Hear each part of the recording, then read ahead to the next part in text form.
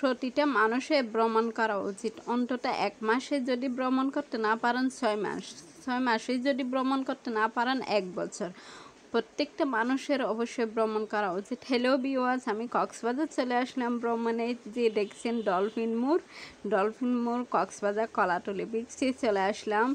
সবাইকে আসসালামু আলাইকুম। সবাই কেমন আছেন? আমার সাথে সাথে এনজয় করুন কক্সবাজার দীর্ঘতম সমুদ্র সৈকত, 2491 বর্গ কিলোমিটার। সাপুয়ান আর তো সাপুয়ানের কালাটো ভাই খুবই মজা করতেছে। দেখুন তো কি ছুটাছুটি করতেছে। আমি আর আমার বোন হাঁটতেছিলাম কক্সবাজারের সমুদ্র সৈকতে, সেটা মহা খুশি। এখানে একটুখানি কি লিখলাম বলেন তো?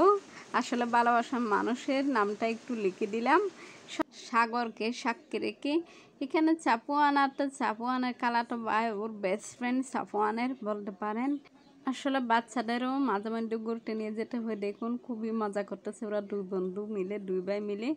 আমিও তো মহা খুশি ওর খুশি দেখে। তবে একটা কথা বলে রাখলাম সবাইকে, কক্সবাজার সমুদ্র সৈকতে এসে কেউ যেন এতটা উতলা হয়ে যাবেন না, কোনো গভীরতায় যাবেন না গোসল করতে। আর বাচ্চাদের একটু কেয়ারফুলে রাখবেন, কারণ এখানে অনেক দুর্ঘটনা ঘটে যায়। আনন্দ করতে এসে অনেকে জীবন হারাতে হয়। তো যারা কক্সবাজারে আসবেন বিচে, তারা খুবই সাবধানে থাকবেন। জোয়ার আসার সময় যেন বেশি দূরে যাবেন না। আবার বিচে আপনারা যা খেতে চান তাই পাবেন। ঝালমুড়ি বলেন, কলা বলেন, অনেক ধরনের কিন্তু খাবার জিনিসও পাওয়া যায়। এই তো ভাবলাম একটু যাও বাগানে যাব, এই জন্য আবার সমুদ্র সৈকত থেকে ফিরে সুগন্ধা বিচে যাব। এই জন্য হেঁটে হেঁটে আর একদম ক্লান্ত হয়ে গেছি। অনেক মজা করছি বিচের মধ্যে। আবার গাড়ি নিয়ে আবার যাচ্ছি সুগন্ধা বিচের দিকে।